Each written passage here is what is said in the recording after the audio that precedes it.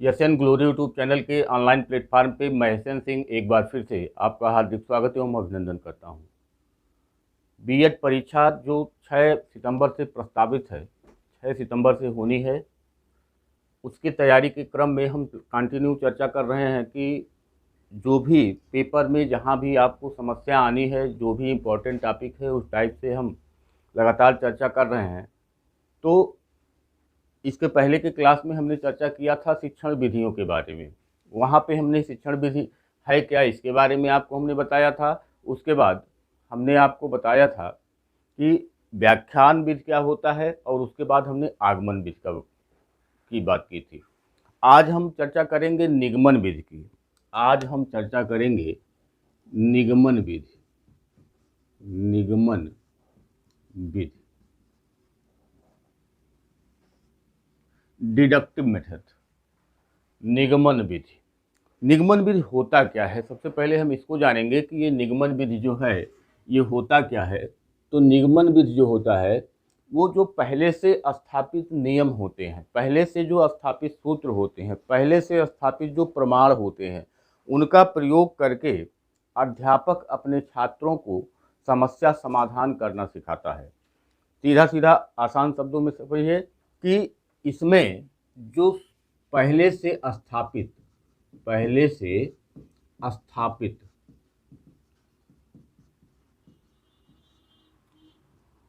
जो भी सूत्र होगा, नियम होगा, प्रमाण होगा, का प्रयोग कर अध्यापक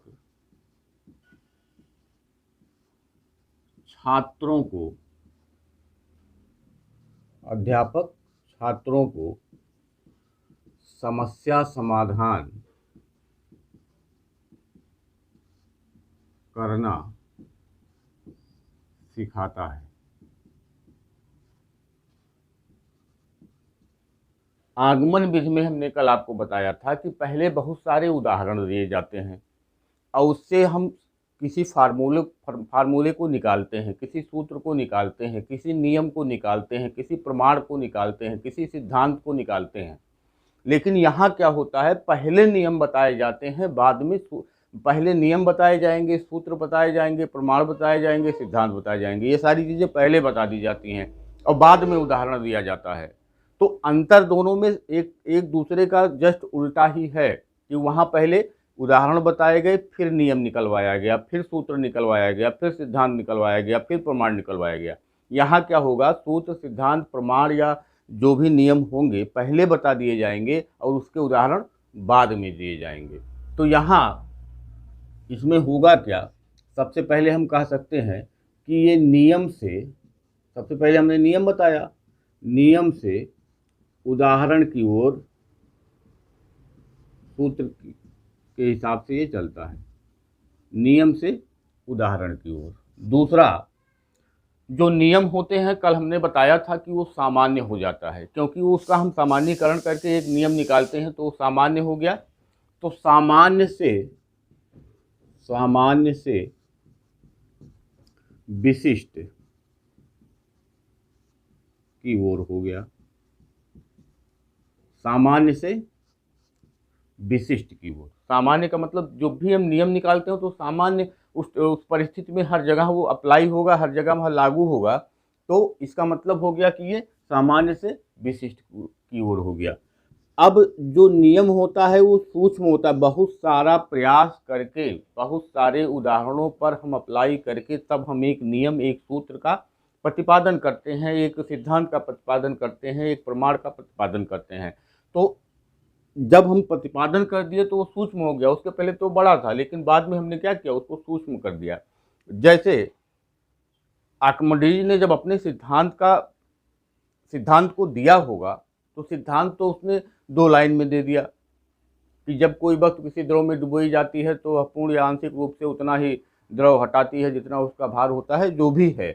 तो इस तरीके से 2 लाइन में तो उन्होंने सिद्धांत दे दिया, लेकिन 2 लाइन का सिद्धांत देने में उनको कितना दिन लगा होगा, कितना उन्होंने खोज किया होगा, कितना उस पर काम किया होगा, कितने उदाहरण उन्होंने देखा होगा, कितनी बार करके देखा होगा, ये सारी चीज़ें बहुत लंबी चौड़ी हैं।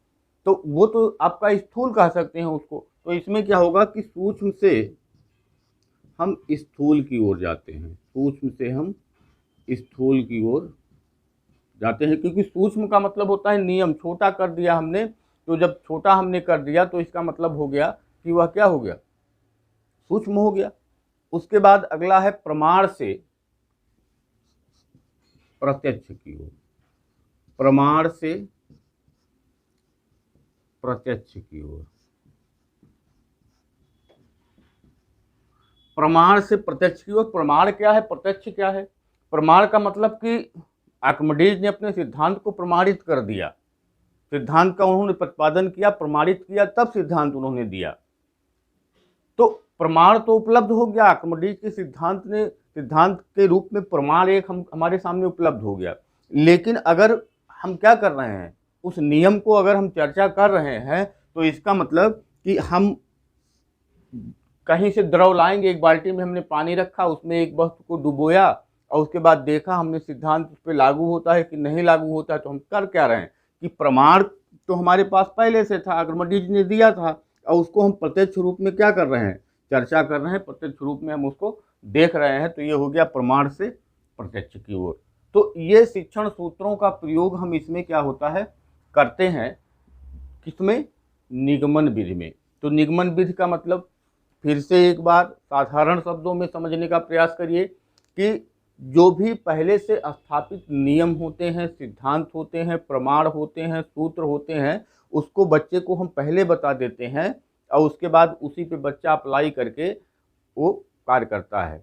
जैसे मान लीजिए कहीं दिया हो कि a+b का होल a+b या a³ + b³ के फार्मूले पे तमाम क्वेश्चन आते हैं, तो डिटेल में होते हैं। अगर उसका गुणा करके आप लगाएंगे तो पता चलेगा कि आप बहुत समय ले लेंगे। लेकिन a³ + b³ का अगर फार्मूला आप जानते हैं तो जल्दी से आप उसको सॉल्व कर लेंगे। केवल जोड़ना होता है, केवल घटाना होता है, यही इतना करना होता है। तो इस तरीके से आप उसको समझ सकते हैं कि हम निगमन विधि का प्रयोग कब करते हैं, कैसे करते हैं। या जैसे मान लीजिए साधारण ब्याज का क्वेश्चन है, दे दिया गया, साधारण ब्याज का क्वेश्चन है, दे दिया गया, आपने फार्मूला बच्चे को बताया किसी पे रख दीजिए, मूलधन गुणे दर गुणे समय बटा 100। तो फार्मूला बच्चे को आपने बता दिया, फार्मूले पे बच्चा ले जाके रख देगा, तो क्या हो जाएगा, उत्तर आ जाएगा। और बाद में उसको कई उदाहरण इस तरीके से करवा करके आप उसको कॉन्सेप्ट क्लियर करवा देते हैं। तो ये हो गया निगमन विधि। उसके बाद अगर हम इसके गुणों की चर्चा करें, निगमन विधि के गुण कौन कौन से हैं, अगर हम गुणों की इसकी चर्चा करें तो सबसे पहला गुण इसमें यह होगा कि यह एक सरल और सुविधाजनक विधि है। यह जो है सरल है और सुविधाजनक है। सरल क्यों है, सरल इसलिए है कि हमको पहले से ही सूत्र पता चल गया, सूत्र हमको बता दिया गया, केवल हमको उसको रखना है, उस पर ले जाकर के हमको अप्लाई कर देना, तो सरल हो गया। मूलधन का क्वेश्चन है, ब्याज का क्वेश्चन है, मूलधन गुणे दर गुणे समय बटा 100 पता चल गया, तो मूलधन कितना है लाके हम मूलधन की जगह पे रख देंगे, दर कितना है दर की जगह पे रख देंगे, बटा 100 कर देंगे, समय निकल जाएगा, गुणे जो भी है लाके रखेंगे तो हमको ब्याज दर पता चल जाएगा या ब्याज पता चल जाएगा, जो भी हमको निकालना होगा फार्मूले पे रखेंगे, निकल जाएगा। तो इस तरीके से ये सरल और सुविधाजनक विधि है।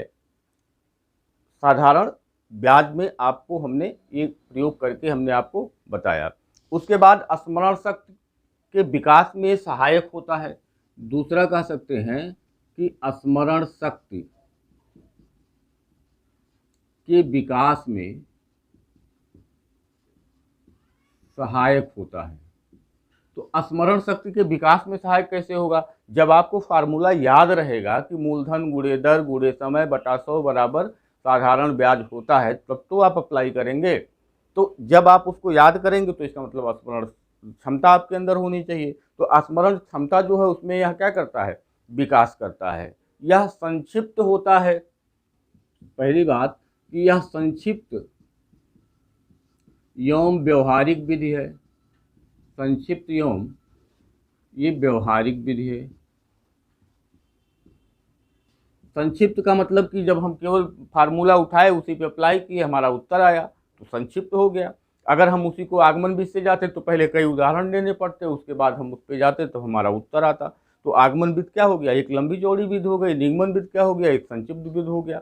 तो व्यवहारिक रूप में भी ये समृद्ध है। हमारे जीवन में जब भी हम नियम से उदाहरण की ओर जाते हैं तो निश्चित रूप से ये हमारे लिए फायदेमंद होता है। लास्ट में हम कह सकते हैं कि इसमें जो बालक होता है वो तेजी से सीखता है। बालक जो है वो तेजी से सीखता है, तेजी से सीखता है। तो ये तो कुछ गुण हो गए। अगर हम दोषों की चर्चा करें, अगर हम इसमें दोषों की चर्चा करें तो सबसे पहले हम कह सकते हैं, जो यहाँ स्मरण शक्ति आपने पढ़ा तो कह सकते हैं कि ये रटने पर बल देता है, रटने पर बल देता है। दूसरा कह सकते हैं कि छोटे बच्चों के लिए, छोटे बच्चों के लिए उपयुक्त नहीं है, छोटे बच्चों के लिए उपयुक्त नहीं है। क्यों नहीं है, क्योंकि जब फार्मूला कहाँ से आया ये पता होना चाहिए ना। बच्चों का कॉन्सेप्ट तो इसे क्लियर नहीं होगा, तो जब कॉन्सेप्ट क्लियर नहीं होगा तो बच्चे समझ नहीं पाएंगे, उसी उधेड़ बुन में वो पड़े रहेंगे कि ये आया कहाँ से, ये क्यों आया, कैसे आया। ये सारी चीज़ें क्लियर नहीं होती हैं, जबकि आगमन विधि में ये सारी चीज़ें क्लियर हो जाती हैं। इसमें किसी प्रकार का निजी विश्लेषण की क्षमता का विकास नहीं होता है। तो इसमें हम कह सकते हैं कि विश्लेषण क्षमता का विकास नहीं होता है, बच्चा कुछ नहीं करता है।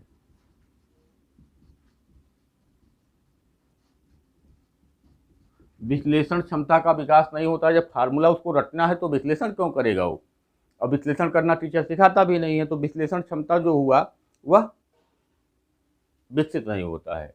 इसके द्वारा प्राप्त ज्ञान जो होता है वह अस्थायी नहीं होता। अस्थायी ज्ञान की प्राप्ति जो होती है नहीं, क्यों नहीं होती है, क्योंकि इसमें रटने पर ज़्यादा बल दिया जाता है। तो जब रटने पर ज़्यादा बल दिया जाएगा तो ज्ञान बहुत दिन तक अस्थायी नहीं होगा। अगर आप बिना समझे चीज़ों को रट लिए हैं तो बहुत दिन तक वो ज्ञान हमारे पास नहीं रह पाता है, इसलिए यह क्या होगा, अस्थायी नहीं होगा। तो ये कुछ गुण हैं, ये कुछ दोष है। और उसके बाद ये निगमन विधि, आप लोगों को केवल एक लाइन में यही जानना है कि निगमन विधि का मतलब कि पहले से जो स्थापित नियम है, जो सूत्र हैं, जो प्रमाण है, जो सिद्धांत है, उसको बच्चे को हम पहले बता देते हैं और उसके बाद हम उदाहरण देते हैं। और इसमें जो पाठ्यवस्तु होगा उसको विश्लेषित नहीं किया जाता है, बल्कि उसी नियमों सिद्धांतों के आधार पर ही बच्चे को रटाने का प्रयास किया जाता है। बड़ी कक्षाओं के लिए यह उपयुक्त विधि है, लेकिन छोटी कक्षाओं के लिए यह उपयुक्त विधि नहीं है, क्योंकि बच्चा जब समझता नहीं है तो निश्चित रूप से उसको दिक्कत होती है, उसको अपने मस्तिष्क में रखने में, स्मृति में उसको रखने में। तो ये था आपका निगमन विधि। आगमन विधि पहले हुआ था। आज के लिए इतना ही, धन्यवाद।